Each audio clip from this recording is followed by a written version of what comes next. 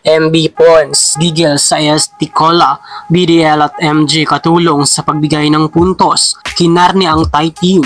Goody Carstron, welcome back to our channel. Please don't forget to subscribe and click the notification bell para updated ka sa ating mga video.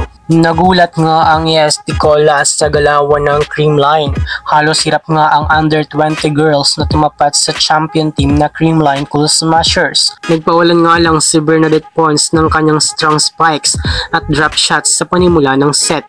Lumabo nga ang kalamangan nito with the help of Gumabaw and Stanton na mas lalong nagpahirap sa AST Cola. Sumubok naman silang mahabol ang kalamangan ng Creamline, subalit sa defense of champion team is Super B, kaya't nananatiling lamang sa puntos ang CCS. Patuloy pa rin ang momentum ng Creamline courtesy of Pons, BDL at Gumabaw.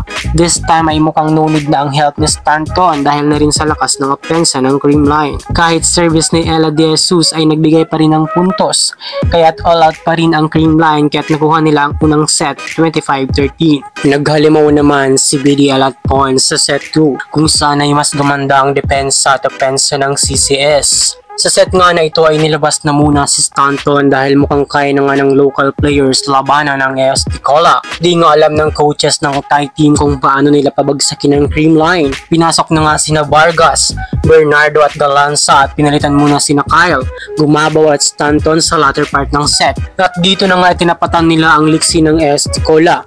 Pumanat nga ng puntos si Bernardo sa opposite position at nakuha muli ng Creamline ang panalo gamit ang block ni BDL at Pons. 25-12. Hindi pa rin nawala sa CCS ang momentum sa laban. Puminit pa nga sila sa kanilang mga atake. Napadami na rin ang combination plays ni Negrito kaya't hirap nga ang Thai mabantayan mga plays ng Creamline.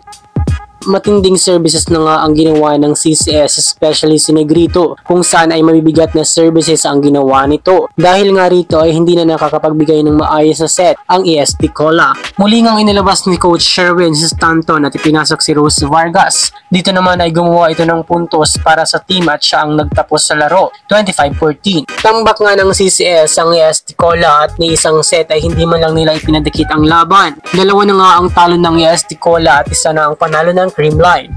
Mukhang balak na nga ng CCS na idagdag itong invitational conference sa kanilang kampyonato this year. Mga ka-Heartstrong, kayang-kaya kaya ng Creamline na ituloy ang laban until finals game? Comment your thoughts below. Hanggang dito na lang muna ka-Heartstrong. Do not forget to subscribe and click the notification bell para updated ka sa ating mga video.